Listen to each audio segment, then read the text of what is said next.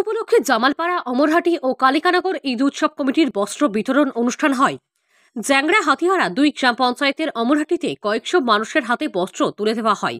এই অনুষ্ঠানটি মূলত রাজারহাট বিষ্ণুপুর 2 গ্রাম পঞ্চায়েত প্রধান অভিজিৎ নস্করের বুথের মধ্যেই পড়ে। অনুষ্ঠানটি পরিচালনা করেন স্থানীয় তৃণমূল নেতা আহাদ আলী।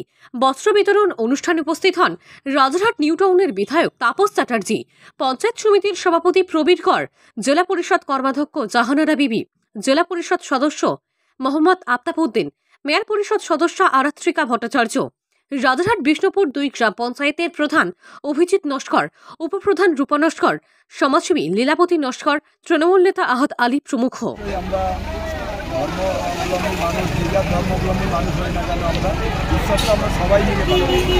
ঈদের অনুষ্ঠানটা আমরা যেমন সবাই হিন্দু মুসলিম সবাই মিলে করি, আবার ঈদের অনুষ্ঠানটা আমরা হিন্দু মুসলিম সবাই মিলে করি। সুতরাং ধর্মটা যার থাক, আমরা উৎসবটা সবাই মিলে পালন করি।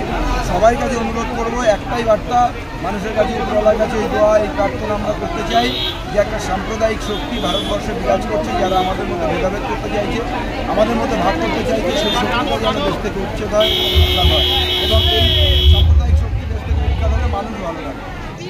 পরপর বস্ত্র বিতরণ নয়, পরপর গ্রামের বিভিন্ন অনুষ্ঠানে, পাড়ায় মহল্লায় মানুষের সাথে ঈদের শুভেচ্ছা বিনিময় এবং মানুষের কাছে কিছু উপহার সামগ্রী তুলে দেওয়া।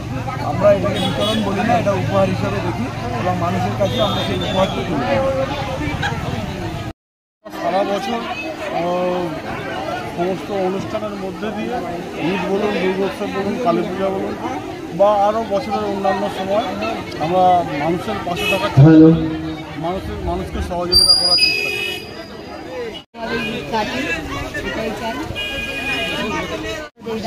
ভালো লাগছে, সমাজ সেবা কাজ করতে ভালোই লাগে।